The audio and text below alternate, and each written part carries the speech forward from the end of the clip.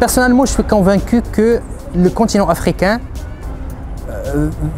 va être le locomotive de la croissance économique mondiale. I think it's true, yes, it's the right place to be. Because first of all, as an entrepreneur, as an innovator, the good thing is that there's a lot of problems. So with all these problems, from government not being there to serve its people, from NGOs not really helping anything in the country, then that means it's left only to innovators to help. And that gives them a wide array of places where you can go in, innovate, come up with a solution that will earn you money eventually. So it's a good place to be on that front.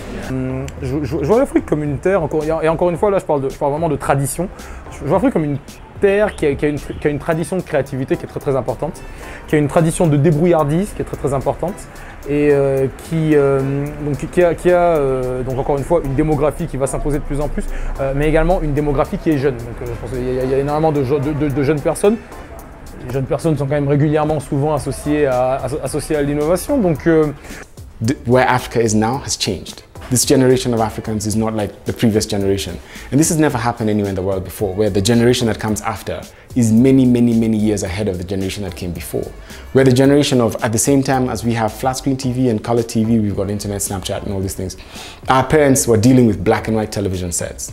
So the jump and you know, dial tone phones. So the jump is immense. Now, if you look at the children of today versus the children of the same age 10 years ago, the aspirations of these children are so much higher. These are the post-Barack Obama kids. It's just huge. I could do anything. And they want to see what that anything can look like. I know the image that usually out there is it's plagued with disease, with famine, with war. But when you come to Africa, then you realize that there is a lot more opportunity. There are areas that definitely are having issues, and those are the issues that we can be able to resolve by us guys thinking out of the box, by developing solutions in Africa for African problems. And that's where we see the opportunity. And that's why I would encourage any investor who's looking to invest in Africa. Pay Africa a visit. Pay the different countries, because there are different countries in Africa. Pay the different countries a visit, Kenya being one of them. Maybe pay a visit to Nigeria, Egypt, South Africa. Déjà l'Afrique c'est 54 pays, donc 54 équations différentes. Et dès ce moment-là, on ne peut pas dire l'Afrique. Donc il y a un sujet local à bien appréhender. Et c'est peut-être ça qui perturbe quand on vient en Afrique et finalement on se rend compte qu'on vient dans des Afriques. Et ça c'est peut-être un peu dur. Le problème de l'Afrique, c'est qu'on parle trop, on agit peu. D'accord, surtout Afrique francophone, on parle énormément, il y a énormément de conférences, énormément de séminaires où on dit tout le temps la même chose, mais concrètement, rien ne se passe en fait.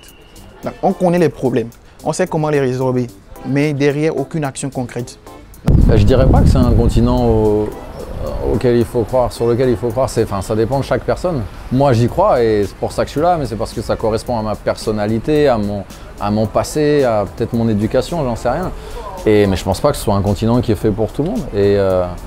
Et voilà, c'est pour tout. Enfin, je pense qu'il n'y a pas plus d'Eldorado aux États-Unis, en Chine, en Afrique autre. Ça dépend vraiment de ce qu'on veut faire, ce qu'on veut impacter.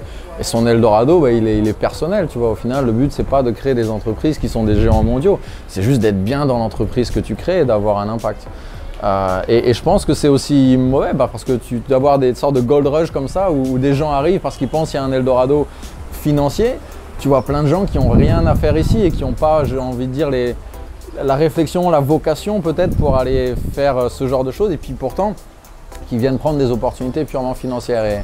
Et ça, je pense, c'est dommage parce qu'en Afrique, on a l'opportunité, vu que beaucoup de choses sont encore à réinventer, de vraiment creuser, de prendre des modèles et d'essayer de vraiment réinventer des modèles ici. Et c'est pas simple et c'est pas juste en cherchant des opportunités purement financières, on va dire, qu'on va réinventer ces modèles. Parce que réinventer ces modèles, ça va prendre des années avant d'avoir des trucs qui marchent. Donc je pense pas encore que ce soit un vrai Eldorado, mais c'est un Eldorado en tout cas à titre personnel parce que tu t'enrichis énormément quand tu viens ici.